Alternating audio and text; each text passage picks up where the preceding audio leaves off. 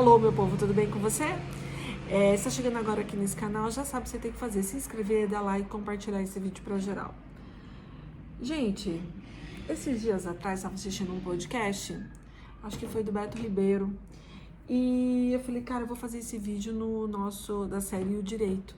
E ele estava num podcast e ele falou sobre a série do Menudos. Eu falei, documentário do Menudos, série do Menudos, eu nem sabia que tinha, né? E aí eu fui procurar o documentário do Menudos na HBO Max. E eu fiquei simplesmente chocada. Chocada porque esse documentário é de julho de 2022.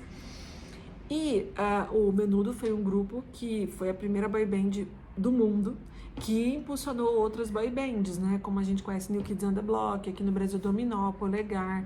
A gente depois veio Backstreet Boys, NSYNC, as boy bands que a gente conhece. Eles foram famosos no mundo inteiro, América Latina, Estados Unidos, Europa também, eles ficaram muito famosos. Só que eu fiquei abismada, porque o dono do grupo, o produtor chamado, acho que Guilherme, o nome dele, ele abusava dos meninos do Menudos, tá? Não de todos, de alguns ele abusava. E o grupo teve mas muitos meninos, muitos, porque menudo significa moleque, é um menino de 9 até 13 anos, 14, basicamente. Então, se você ultrapassava essa faixa etária, você já era excluído do grupo. Então, o grupo sempre estava se renovando, né?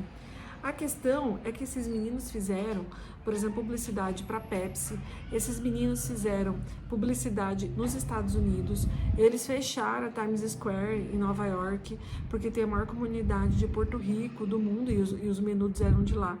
E o que eu fiquei chocada de verdade é de saber que os pais, eu tô falando tudo bem final da década de 70, 80, 90, a gente não tinha tanta informação como a gente tem hoje, mas de saber que os pais praticamente passavam uma procuração, davam seus filhos para esse produtor por conta da fama, do sucesso. Só que nenhuma pessoa, vamos dizer assim, tirando Roy Rosa e Rick Martin, né, que são os mais famosos, tiveram mudanças significativas na vida por participar desse grupo.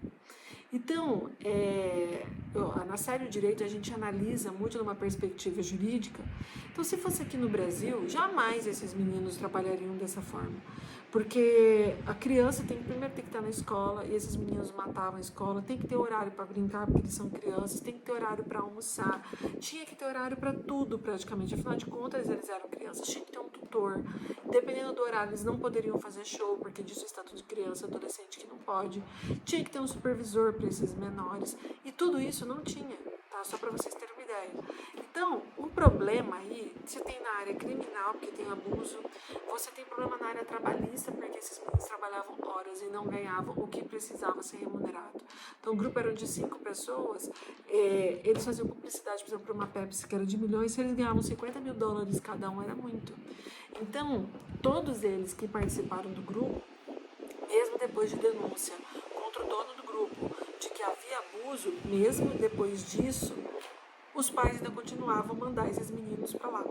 É um absurdo, particularmente falando, você olhar esse grupo, como aconteceu com eles, como eles ficaram.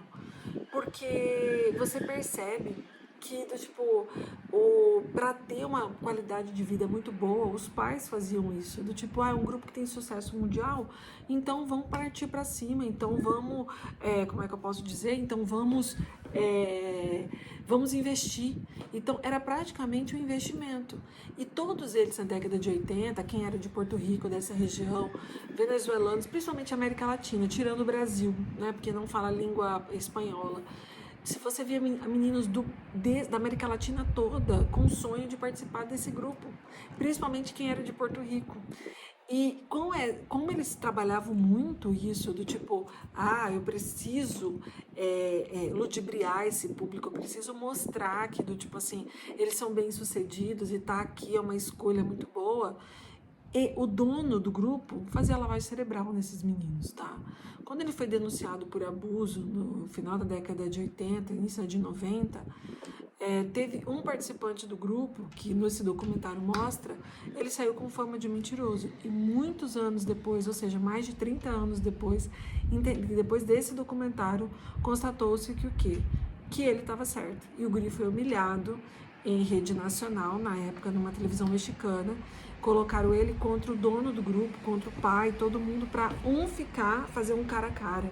E aí ele saiu como mentiroso na época e hoje se descobre que ele não era uma pessoa mentirosa e ele que estava correto. Mas olha o tanto de coisa que esse rapaz passou e outros membros desse grupo, que não foram todos que deram informação, mas que não quiseram se manifestar. E quantos outros tiveram abuso, e muitos por conta da fama ainda que se tem, ou por aquilo que ronda sobre o grupo Menudos, não quiseram passar as informações a respeito disso.